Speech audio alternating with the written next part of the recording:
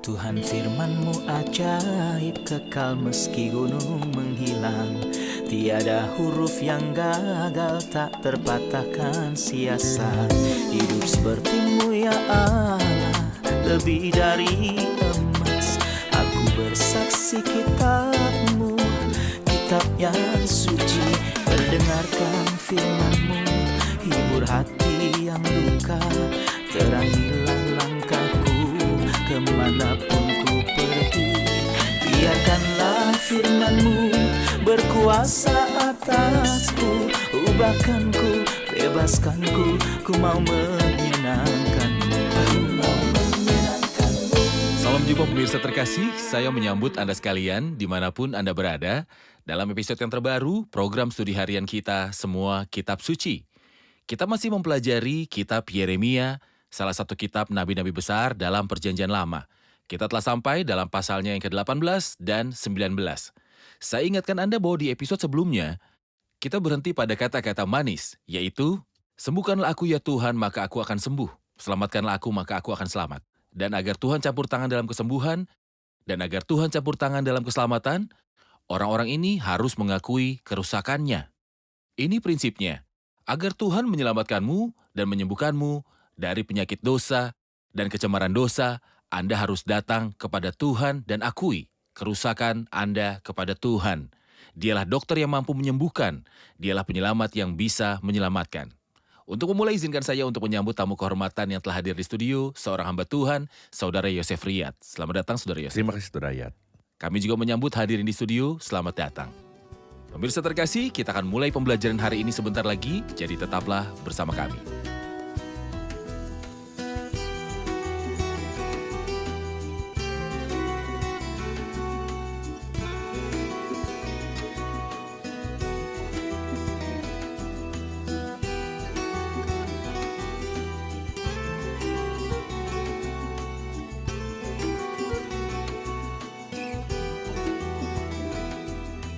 Berjumpa lagi, Saudara Yosef. Terima kasih.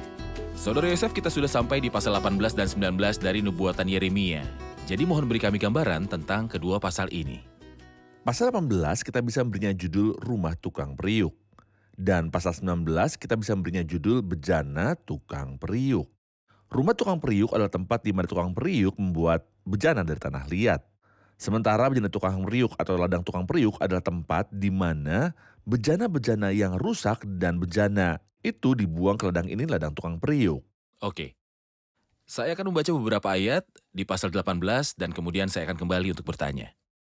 Firman yang datang dari Tuhan kepada Yeremia bunyinya, pergilah dengan segera ke rumah tukang periuk, di sana aku akan memperdengarkan perkataan-perkataanku kepadamu.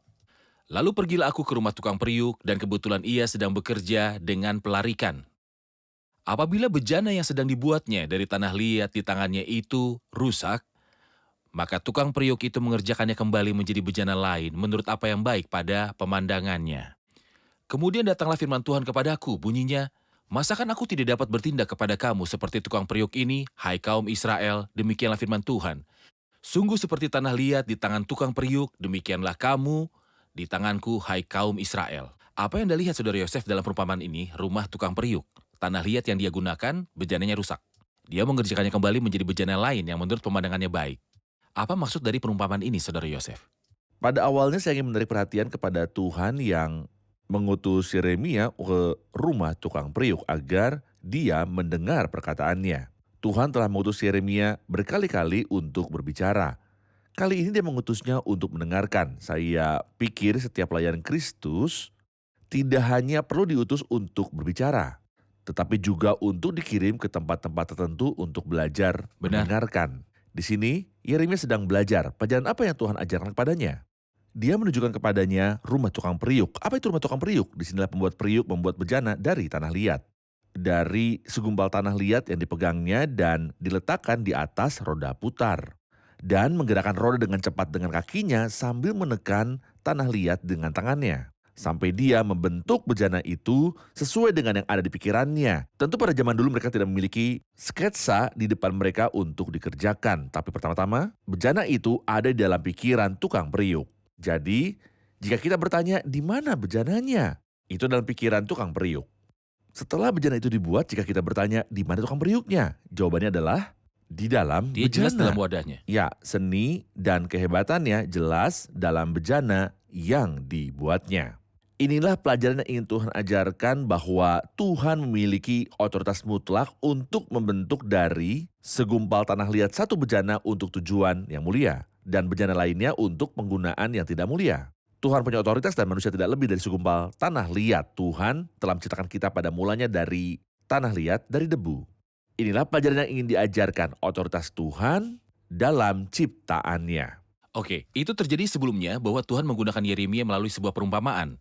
Perumpamaan cawan linen. Ya. Dan ini menurut saya kedua kalinya Benar, Tuhan mengajar sesuatu melalui alat bantu secara visual. benar. Anda telah mengacu pada wewenang tukang periuk atas tanah liat. Ya. Otoritas dari pembuat tembikar. Bagaimana hal itu mewakili otoritas Tuhan terhadap manusia secara umum? Di mana kita melihat otoritas Tuhan? Dan apa batasan Tuhan dalam membentuk manusia?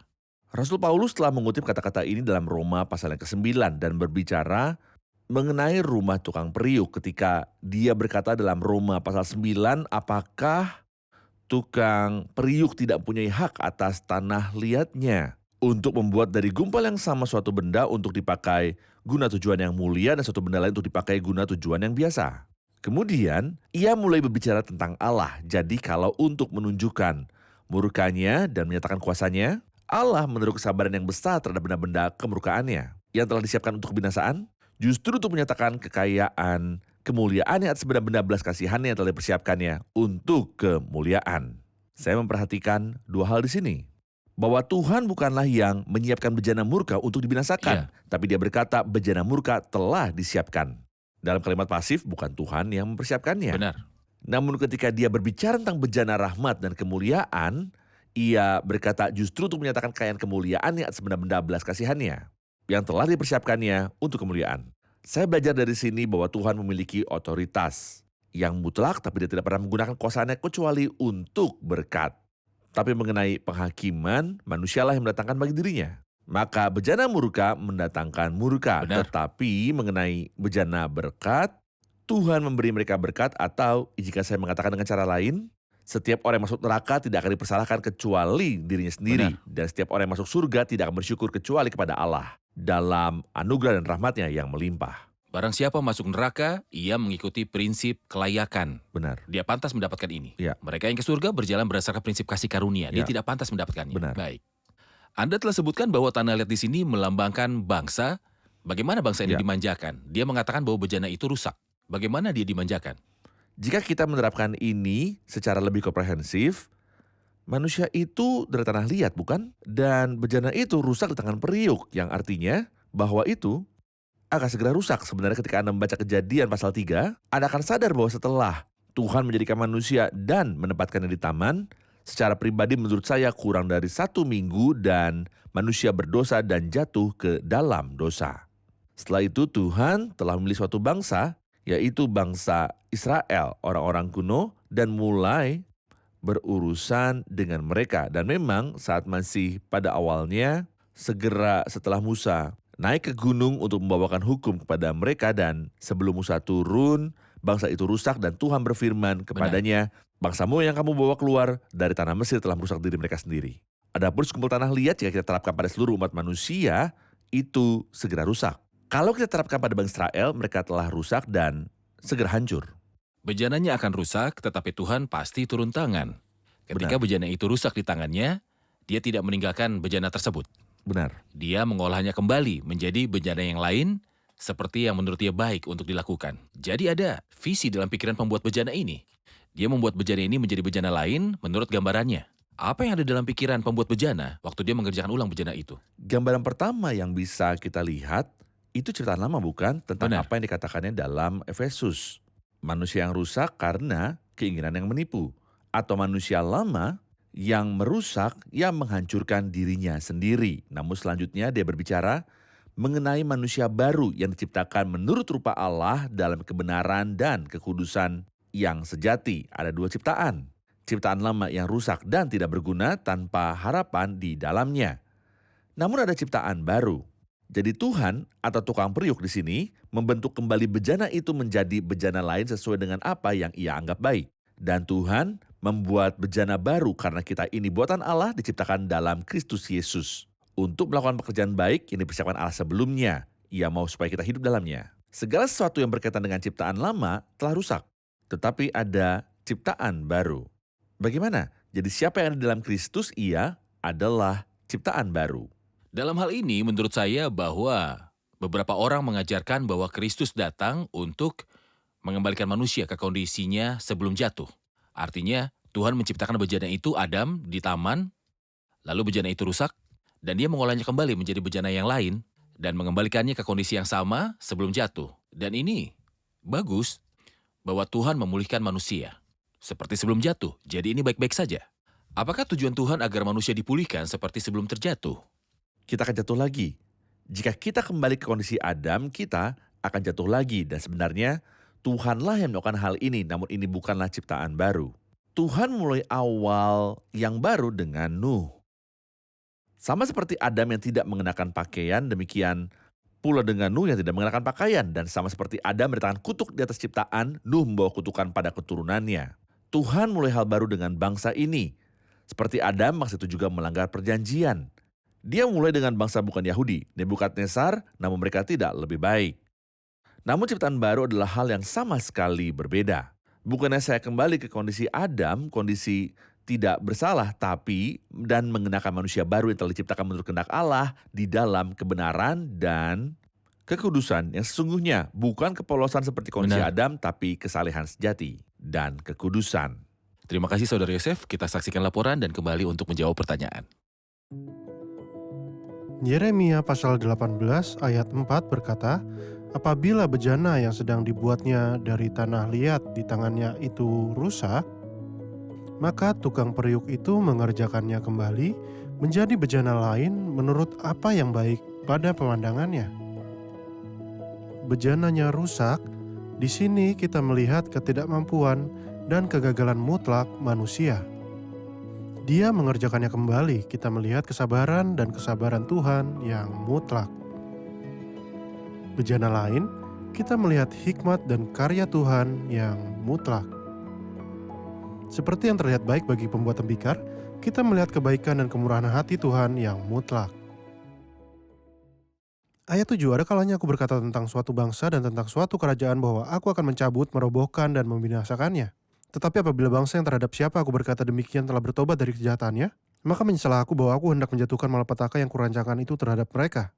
Ada kalanya aku berkata tentang suatu bangsa dan tentang suatu kerajaan bahwa aku akan membangun dan menanam mereka. Tetapi apabila mereka melakukan apa yang jahat di depan mataku dan tidak mendengarkan suaraku, maka menyesalah aku bahwa aku hendak mendatangkan keberuntungan yang kujanjikan itu kepada mereka. Apa artinya ini? Tolong jelaskan kepada kami.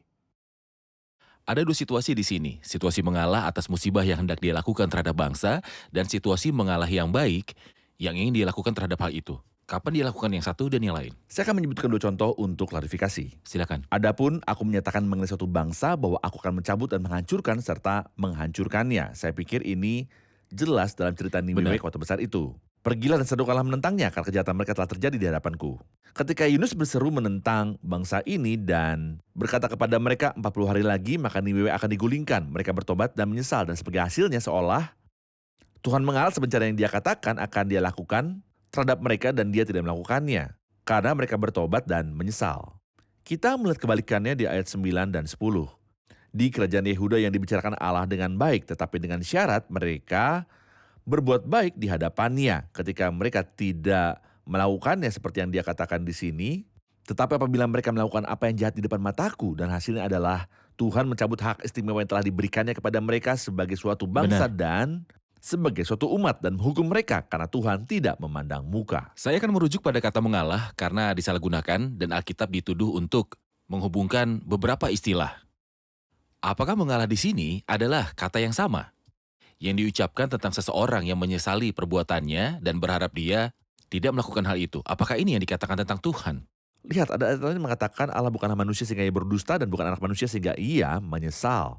Tuhan tidak menyesal seperti halnya manusia setelah mereka bertindak secara tidak sadar karena kurangnya informasi atau pengalaman. Benar. Namun di sini aku menyatakan mengenai suatu bangsa bahwa aku akan mencabut dan menghancurkan dan membinasakan dan ia bertobat. Tuhan akan menahan diri atas apa yang ingin dia lakukan jika boleh kita katakan. Dan tentu saja dia telah mengetahui hal ini dari awal. Dan dia menyatakan kebaikan mengenai suatu bangsa kecuali bangsa ini tidak menanggapi kebaikan yang diberikan Tuhan kepadanya. Maka Tuhan menarik kembali perkataannya jika kita boleh katakan meskipun pasti dia mengetahui hal ini sebelumnya. Jadi izinkan saya katakan tentang penyesalan manusia tidak memiliki kemauan.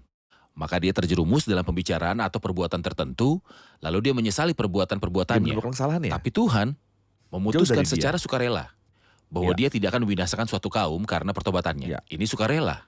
Jadi mengalah artinya dia memutuskan untuk tidak melakukan apa yang telah dia nyatakan. Dan ini Ya. berbeda dengan manusia. Ini berbeda dengan kemunduran manusia. Bagian dari ayat 18 sampai akhir pasal berbicara tentang alur dan kesusahan terhadap Yeremia. Saya pikir kita perlu gambaran tentang hal ini, Saudara Yosef. Ayat 18 mengatakan, berkatalah mereka, mari kita mengadakan kesepakatan terhadap Yeremia. Sebab iman tidak akan kehabisan pengajaran, orang bijaksana tidak akan kehabisan nasihat, dan nabi tidak akan kehabisan firman. Artinya, bahwa mereka bangga dengan sistem yang mereka miliki. Ya. Sistem mereka mencakup seorang nabi, seorang imam, dan seorang bijaksana. Kami tidak membutuhkan Yeremia yang terus memberikan kami akan penghakiman Allah. Marilah kita memukul dia dengan bahasanya sendiri. Dan jangan memperhatikan setiap perkataannya. Di sini kita melihat bahwa mereka menganggap bahwa apa saja yang dikatakan Yeremia hanyalah perkataannya sendiri. Dan ini adalah semacam kebodohan. Dalam pasal 2 yang pertama, surat Paulus kepada jemaat Tesalonika, ia memuji mereka sebab kamu telah menerima firman Allah. Yang kami beritakan itu bukan sebagai perkataan manusia, tetapi dan memang sungguh-sungguh Firman demikian sebagai firman Allah. Ketika Anda mendengarkan firman Tuhan, apakah Anda menganggapnya sebagai perkataan Yeremia atau Yesaya atau Paulus? Sedihnya dengan agama Kristen saat ini mereka mengatakan inilah perkataan Paulus atau ini pendapat orang lain. Tetapi orang bijak adalah orang yang tidak menganggapnya sebagai perkataan Yeremia atau Yesaya atau Daud atau Musa tapi sebagai firman Allah. Jadi di sini ada semacam kebodohan dan ketergantungan pada sistem mereka. Bukankah kita memiliki pendeta dan nabi palsu? Kita tidak membutuhkan Yeremia. Kami tidak membutuhkan Yeremia. Apakah ada persamaan atau perbedaan apapun antara Kristus dan Yeremia ketika dia berbicara dan diadili, ketika dia berbicara dan perkataannya ditolak? Nyatanya perbedaannya sangat besar. Kita telah melihat Yeremia itu tidak memaafkan, malah meminta balas dendam. Di sini kita melihat hal yang sama. Misalnya ketika dia berkata dalam ayat 23, dan janganlah hapuskan dosa mereka di hadapanmu, tapi biarlah mereka tersandung di hadapan matamu. Sementara Kristus ketika mereka menyalibkan dia, perantaraan yang luar biasa adalah, ya Bapa, ampunilah mereka, sebab mereka tidak tahu apa yang mereka perbuat. Faktanya ada jarak yang sangat besar antara setiap orang dan Tuhan Yesus Kristus. Baik, saya akan lanjut ke pasal 19, dan ada sebutkan bahwa ini berbicara tentang bejana, seperti yang dibicarakan dalam pasal 18 tentang rumah tukang periuk. Ayat-ayat pertama berkata, beginilah pula firman Tuhan kepadaku, pergilah membeli buli-buli yang dibuat dari tanah, lalu ajaklah bersama-sama engkau beberapa orang tua-tua bangsa itu dan beberapa orang imam yang tertua, kemudian berangkatlah ke lembah Ben Hinnom yang di depan pintu gerbang beling. Serukanlah di sana perkataan-perkataan yang akan kusampaikan kepadamu. Katakanlah, dengarkanlah firman Tuhan, hai raja-raja Yehuda dan penduduk Yerusalem. Beginilah firman Tuhan semesta alam, Allah Israel. Sesungguhnya aku akan mendatangkan malapetaka kepada tempat ini, sehingga telinga orang yang mendengarnya berdenging. Apakah yang dimaksud dengan perumpamaan tentang labu tembikar? Jika tanah liat itu rusak di tangan periuk, dia mengerjakan ulang dan memasukkannya ke dalam bencana baru sesuai dengan apa yang dianggap baik oleh Karena tukang itu tanah periuk. liat. Karena itu tanah liat. Namun jika benjolan dari tanah liat yang mengeras pada posisi yang salah dalam hal ini, tukang periuk berpikir bahwa benjolan ini tidak ada gunanya. Apa yang akan dilakukan dengan itu? Dia memecahkannya dan melemparkannya ke dalam ladang tukang periuk, dan inilah yang terjadi di sini di lembah Putra Hinnom. Yeremia membawa serta para tua-tua bangsa itu dan membawa sebuah buli-buli. Lalu dia memecahkan bejana itu dan melemparkannya ke sana. Dan berkata, begitu pula bangsa ini yang mengeraskan hati dalam dosa dan tidak mau bertobat dan kembali kepada Tuhan. Itu menjadi tidak ada gunanya, dan inilah yang terjadi, dia melemparkannya ke tempat itu. Dan kita ingat bahwa ketika Kristus diserahkan oleh Yudas, sang pengkhianat dalam Matius pasal 27, Dia mengutip nubuatan ini karena setelah Israel menolak Kristus, mereka mengeraskan hati dalam dosa sehingga menjadi seperti bejana-bejana yang tidak berguna dan dibuang ke ladang tukang periuk, tempat pemakaman bagi orang asing. Dengan demikian, bangsa Israel menjadi seperti orang asing. Mereka tidak punya apa-apa selain kematian dan menjadi seperti bejana ini yang tidak memiliki nilai sama sekali. Yang tidak bernilai. Ya. Kita akan menerima pertanyaan dari hadirin. Apakah perumpamaan ini bisa diterapkan kepada kita? Maksudnya apakah bisa kapan saja sehingga kita menjadi tidak berguna dan Tuhan terpaksa menghancurkan kita Kepada kita sebagai orang sebagai beriman. orang beriman? Apakah mungkin terjadi sehingga ada di antara orang-orang beriman hancur seperti labu tembikar ini? Sebenarnya hal ini bisa terjadi pada siapapun yang hanya sekedar pengakuan iman. Seperti yang dikatakan Paulus dalam Ibrani pasal 10, tetapi orangku yang benar akan hidup oleh iman. Dan apabila ia menundukkan diri, maka aku tidak berkenan kepadanya. Tetapi kita bukanlah orang-orang yang menundukkan diri dan binasa, tetapi orang-orang yang percaya dan yang beroleh hidup. Sebenarnya anak kandung berbeda dengan anak haram. Disiplin adalah untuk anak kandung. Tetapi jikalau kamu bebas dari ganjaran, maka kamu bukanlah anak, tetapi anak-anak gampang. Orang beriman sejati sedang didisiplin oleh Tuhan. Tetapi siapapun yang hanya menjadi pengakuan iman, Tuhan melakukannya dengan sabar beberapa kali. Tapi pada akhirnya, mungkinkah dia ditolak? Ya. Seperti malaikat dari gereja Laodikia yang kepadanya ia berkata, aku akan memuntahkan engkau dari mulutku. Orang beriman yang sejati mendapatkan jaminan karena dombaku tidak akan hilang. Siapapun yang hanya seorang pengaku iman, yang menerima Kristus dengan pikirannya bukan dengan hatinya, dia mungkin ditolak pada akhirnya dan dia pasti ditolak pada akhirnya. Mengenai orang percaya yang sejati, kita bukanlah orang-orang yang mengundurkan diri dan binasa. Ya.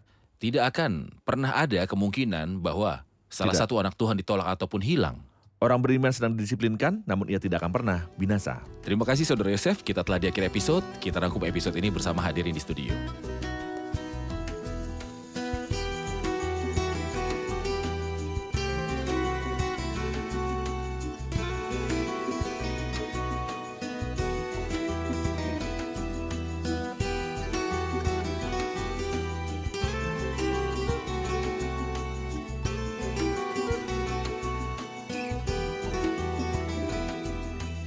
Halo semuanya. Pasal 18 berbicara tentang rumah tukang periuk. Dan ketika dia sedang mengerjakan kemudinya, kapal itu rusak.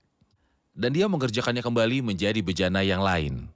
Karena itu tampak baik baginya. Apa yang dimaksud dengan tanah liat atau bejana? Dan siapa yang dimaksud dengan bejana? Bagaimana bisa rusak dan bagaimana Tuhan mengolahnya kembali menjadi bejana lain seturut kehendaknya? Tuhan mempunyai otoritas mutlak untuk membuat dari sebongkah tanah liat satu bejana untuk penggunaan yang terhormat dan satu lagi untuk penggunaan tidak terhormat. Namun terlepas dari otoritas absolutnya, dia tidak pernah menggunakan otoritasnya kecuali untuk memberkati kita. Oke. Namun adapun kutukannya manusialah yang mendatangkannya bagi dirinya sendiri. Oke, tetapi siapakah yang dimaksud dengan bejana seperti yang dituliskan di sini? Ini bisa berarti manusia pada umumnya atau hanya bangsa Israel saja. Oke, bejana itu rusak. Dan Tuhan mengolahnya kembali menjadi bejana lain seturut kehendaknya. Itu baik baginya. Saudara Yosef? Oke. Oke. Ayat 7, 8, 9, dan 10 mengatakan, ada kalanya aku berkata tentang suatu bangsa dan tentang suatu kerajaan bahwa aku akan mencabut, merobohkan, dan membinasakannya. Tetapi apabila bangsa yang terhadap siapa aku berkata demikian bertobat dari kejahatannya, maka menyesalah aku. Setelah itu ia berbicara tentang hal yang baik mengenai suatu bangsa, dan ia tidak meninggalkan keburukannya sehingga dia mengalah terhadap kebaikan. Bagaimana dia mengalah terhadap bencana dan mengalah terhadap kebaikan? Kita punya contoh di dalam Alkitab. Silakan. Dalam kisah Niniwe, Tuhan mengumumkan bencana terhadapnya. Dan dia memerintahkan Yunus untuk memanggil mereka agar bertobat. Dan mereka bertobat, jadi Tuhan mengalah bencana yang ingin dia lakukan terhadap mereka. Oke. Contoh lainnya, ketika Tuhan menyatakan kebaikan tentang kerajaan Yehuda, tetapi mereka tidak bertobat, jadi mereka diadili. Mereka diadili seolah Tuhan telah mengalah atas kebaikan yang ingin dia sediakan. Ya. Saudara Yosef? Oke. Tentu mengalah di sini bukan berarti seseorang yang salah dan akan menyesalinya. Tidak. Tetapi Tuhan memutuskan dengan kehendak bebasnya, dia memutuskan kehendaknya. Mengubah cara dia berurusan dengan orang-orang ini. Pertanyaan yang terakhir adalah, apa yang dimaksud dari pecahnya buli-buli tukang periuk yang disebutkan dalam pasal 19, kapankah sebuah bejana akan pecah dan ditolak? Perumpamaan pertama mengajarkan kita Perumpamaan yang mana? perumpamaan tentang rumah tukang periuk. Benar. bahwa pada saat itu manusia itu seperti segumpal tanah liat yang dapat dibentuk. Tuhan sang pembuat tembikar mengubahnya menjadi bejana lain. Namun ketika bejana ini mengeras, bejana ini harus dihancurkan. Oke, setelah upaya untuk membentuknya, Setelah dicoba Itu mengeras. dibentuk, ia mengeras. jadi hal itu rusak. Jadi itu rusak. Benar. Bagaimana Saudara Yusuf? Oke. Benar? Terima kasih, Tuhan memberkati. Kita lanjutkan Tuhan diskusi di memberkati Anda. episode selanjutnya. Terima kasih semua, Tuhan memberkati. Pemirsa terkasih, kita belajar dari pasal 18 dan 19 bahwa tukang periuk mempunyai kuasa atas tanah liatnya. Selama tanah liat itu mengandung air dan dekat dengan air, pembuat tembikar akan mampu membentuknya. Apakah pengertian dari air? Tanah liat itu adalah Anda dan saya, dan air adalah firman Tuhan. Semakin Anda memberi ruang pada firman Tuhan untuk menembus keberadaan Anda dan hidup Anda, semakin besar kebebasan dan otoritas mutlak dari pembuat tembikar untuk membentuk Anda sesuai dengan gambaran yang ada dalam pikirannya. Sesuatu gambaran yang indah yang ada dalam pikirannya. Saya mohon terimalah kata-kata ini dengan baik dan berdoa kepada Tuhan sambil berkata, "Ya Tuhan, lembutkan hatiku, bantu aku menjadi segumpal lembut di tangan-Mu. Bentuk aku menurut pandangan-Mu yang baik." Pemirsa terkasih, sampai jumpa di episode selanjutnya. Kiranya Tuhan besertamu.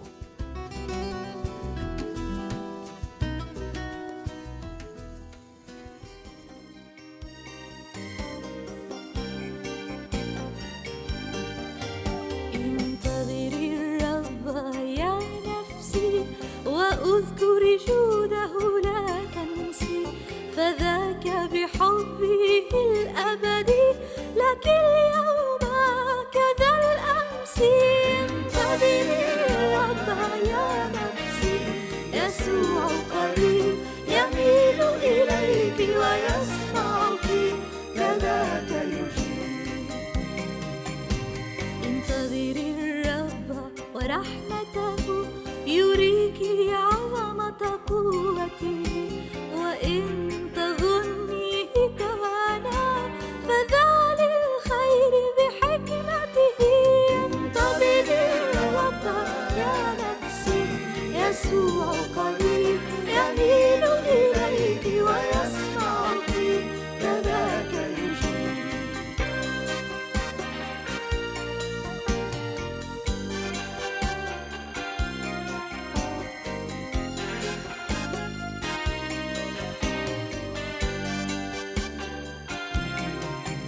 انتظري الرب فلم يخجل من نظر إليه ولم يفشل فالوجه أنار ورفعه وأعطى بطيب من يسأل انتظري الرب يا نفسي يسوع قريب يميل إليك ويسمعك كذاك يجيب انتظري الرب وأناته تنالي فيض بركاته في وقته حتما سوف يجيب طلبة بر في صلاته انتظري الرب يا نفسي يسوع قريب يميل إليك ويسمعك كذاك يجيب انتظري الرب يا نفسي يميل إليك ويسمعك كذاك يجيب